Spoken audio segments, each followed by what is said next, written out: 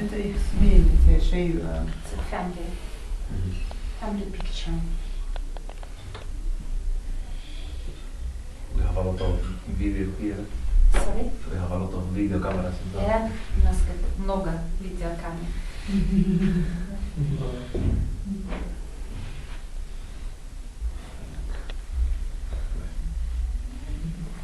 I wanted to ask you, I'm traveling to the world and I'm making interviews in places that they have conflict also, like Afghanistan, Iraq, Somalia, Colombia, Kurdistan, Palestine, many places. And I'm asking to some political leaders what is for them the terrorism, the definition of terrorism, because it's a very open definition, you know. Everybody says you are terrorist, but no one can say which will be for him the definition of terrorism.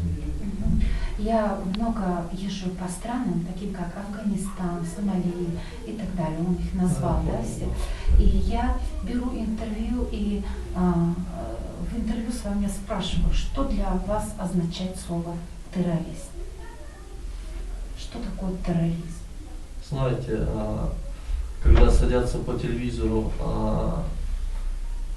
представители разных стран, главы разных стран и говорят о терроризме, это возмутительно. Они сами являются террористами. Не террорист ли тот, кто самолетами и танками разрушает целые города и села, а не террористы? So, when the representatives of the most powerful countries sitting around the table and talking about the terrorism, they are terrorists themselves. The terrorists are not the people who destroy something, they are terrorists. Насилие со стороны власти имущих порождает насилие. Терроризм со стороны империй, да, таких как Россия, Америка и другие страны, порождает терроризм.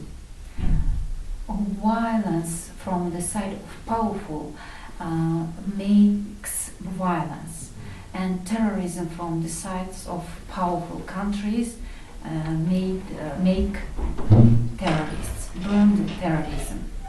Yes, but it creates the exact word. Люди не рождаются политиками или террористами, их создают террористами, когда убивают твоих братьев, сестер, и когда твой народ, ты, твоя семья ежедневно под гнетом тирании, хочешь не хочешь, люди начинают брать в руки оружие.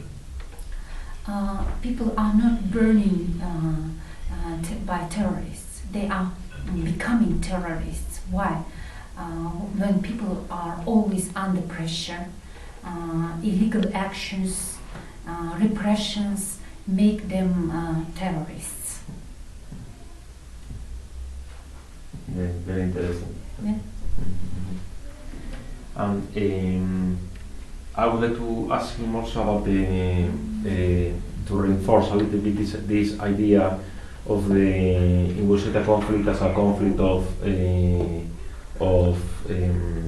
interest and many economical interests. Can he give some examples of those interests that they exist in the Ingushetia conflict? The interests of other forces in Ingushetia. Он говорит, вот прозвучало, что многие неизвестные силы имеют интерес в республике, экономический интерес. Можно ли все это повторить? Знаете, многие из политиков говорят о том, что есть какие-то внешние факторы, что во многом то, что творится на Кавказе или в Ингушетии, заинтересованы какие-то разные силы, там Америка, там Европа. Ничего такого нет. Подтвердил это сам лично президент России. Недавно в своем выступлении сказал, что это внутренние факторы.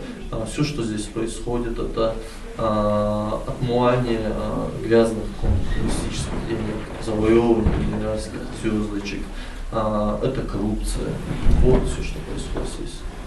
So there was a statement that many countries, foreign countries, have definite interests here in Caucasus, but this statement was not proved, and it was not proved by President himself. All what's going on here is washing up dirty money here by Russian government officials and corruption. How he feels when in Moscow they say many times that here people they are bandits, or in the Caucasus, you know, they are bandits, they are problematic, or they are terrorists, or they are, you know, how he feels as a... Что ты чувствуешь, когда звучит часто из России, что на Кавказе живут бандиты, террористы и проблемные вообще люди? Знаете, мой народ веками жил своими обычаями, традициями. В год один раз могли убить человека. Каждый ингуш, доставая оружие, знал, что пуля прилетит в его дом обратно, и не делал этого никогда. For many ages, my people lived in Caucasus, and maybe there was one case of killing in 1 year. Every English man knew that any bullet who went out from his gun will be back to him, and people did not kill anyone.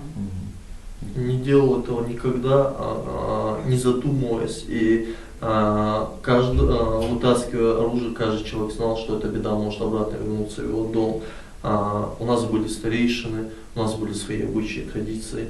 Мои предки жили в 5-этажных башнях, когда в России жили в землянках. Мои предки ходили в кожаных чуйках, когда в России ходили в лаптях. Мои предки ходили в черкесках, опоясанные золотыми серебряными поясами, когда в России ходили в лохмотьях, опоясанные тряпками. So our people had our ancient traditions.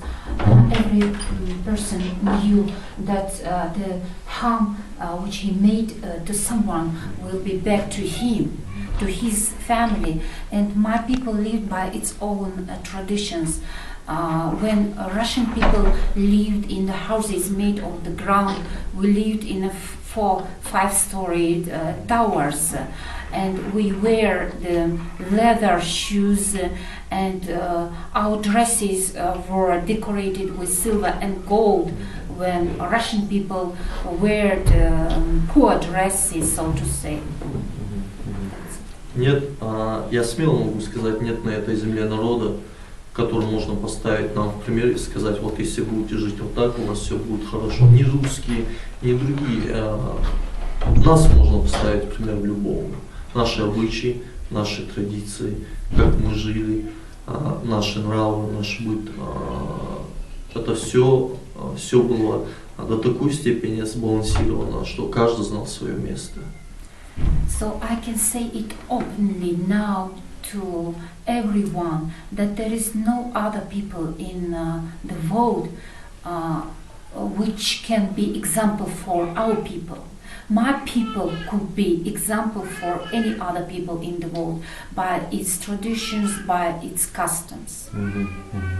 Россией сотнями лет Россия сделала все возможное, чтобы нарушить этот баланс, и благодаря российской политике, кремлевской политике, этот баланс нарушен. Из рабов сделали чиновников, из благородных людей, из благородных семей, мужественных семей унизили их слово, их честь.